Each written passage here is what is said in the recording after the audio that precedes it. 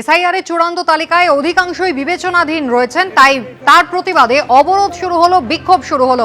দেগঙ্গার ছবি আপনারা দেখছেন, যেখানে টায়ার জ্বালিয়ে অবরোধ বিক্ষোভ করছেন এলাকাবাসী। দেগঙ্গার কুলসুর গ্রাম পঞ্চায়েতে ক্ষুব্ধ 255 নম্বর বুথে এলাকাবাসী। 902 জনের মধ্যে বিবেচনাধীনের তালিকায় রয়েছে 693 জনের নাম।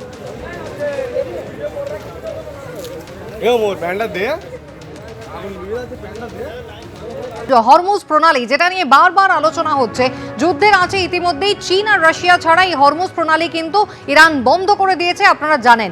আর ইতিমধ্যেই কিউআরটি তৈরি করেছে কেন্দ্রীয় জাহাজ মন্ত্রক। হরমুজ প্রণালী বন্ধের জেরে পারস্য উপসাগরে বহু ভারতীয় জাহাজ আটকে রয়েছে। একাধিক ভারতীয় জাহাজ পারস্য উপসাগরে রয়েছে, তার জন্য 24 ঘন্টার কুইক রেসপন্স টিম তৈরি করে কেন্দ্রীয় বন্দর, জাহাজ এবং জলপথ মন্ত্রক তৈরি করেছে। ডিরেক্টরেট জেনারেল অফ শিপিং এর অধীনে এই টিম কাজ করবে। ভারতীয় নাবিকদের জন্য প্রয়োজনীয় সাহায্য এবং সমন্বয়ের জন্য এই কিউআরটি তৈরি করা হয়েছে। সংকটের পরিস্থিতিতে প্রয়োজনীয় সব রকমের সাহায্য এই টিম করবে।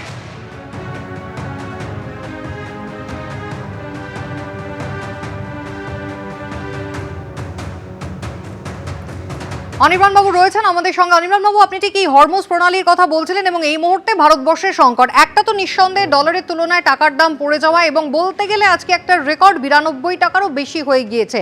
কিন্তু সেখানে হরমুজ প্রণালী, একদম যে হরমুজটাকে কেন্দ্র করে ইতিমধ্যে ভারতীয় জাহাজ মন্ত্রক যে সিদ্ধান্তটা নিয়েছে, আমরা জানি যে একাধিক এই যে ক্রুড প্রোডাক্ট, তার মধ্যে ভারতবর্ষ 35 to 50% সেল করে মূলত এই হরমুজ প্রণালী দিয়ে আরব সাগর অর্থাৎ এই মুম্বাই উপকূল সেখান দিয়ে এসে পৌঁছয়। তো সেক্ষেত্রে ভারতবর্ষ ইতিমধ্যেই বলছে যে আমাদের কাছে যা স্টক আছে আগামী 1.5 মাসের জন্য সেটা যথেষ্ট। কিন্তু সত্যি রাশিয়ার উপরে ডিপেন্ডেন্সি না রেখে পরিস্থিতিটাকে কতটা সামাল দেওয়া সম্ভব?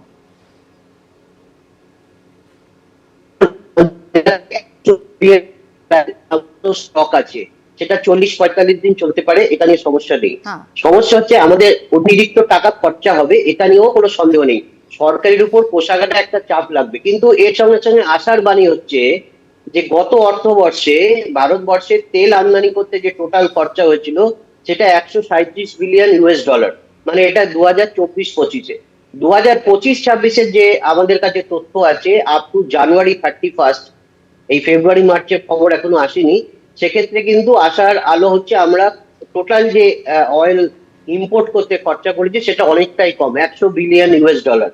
তো সেই জায়গাতে দাঁড়িয়ে সরকারের উপরে এখন অতিরিক্ত যদি তেল খরচা, মানে তেলের জন্য তেল আমদানি করার খরচ বাড়ে, সরকার সেই চাপটা নিতে পারবে।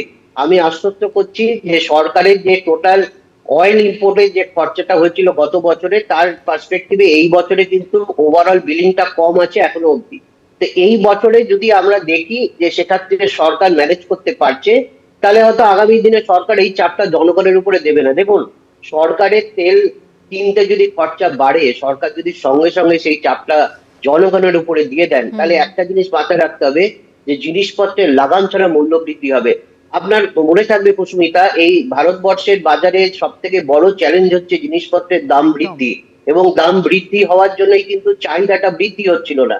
চাহিদাটাকে বৃদ্ধি করবার জন্যই কিন্তু সরকার অনেক রকম প্রচেষ্টা করেছে, জিএসটি কাট করেছে, ইনকাম ট্যাক্সে কাট করে মানুষের হাতে অতিরিক্ত টাকা দিয়েছে, যাতে মানুষ গিয়ে জিনিসপত্র কিনতে পারেন, যাতে চাহিদাটাকে বাড়ানো যায়। চাহিদা বাড়লে কিন্তু যারা ইনভেস্টার আছেন, যারা শিল্পপতি আছেন, তারা হয়তো নতুন করে আবার প্রোডাকশন করবেন। কিন্তু আজকের দিনে যদি আবার জিনিসপত্রের দাম বেড়ে যায়, এবং সেই জিনিসপত্রের দাম বেড়ে গেলে কি হবে, সাধারণভাবে চাহিদাটাকে কমে যাবে, এবং যারা শিল্পপতি আছেন তারাও কিন্তু আবার নতুন করে ইনভেস্টমেন্ট করবেন না, অর্থনীতিটা পিছনের দিকে।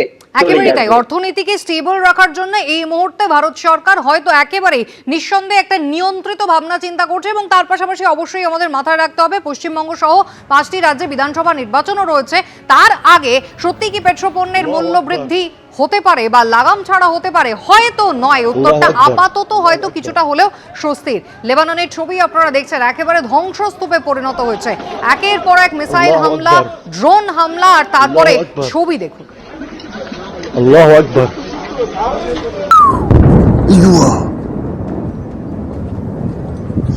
জেরুজালেম দেখছেন।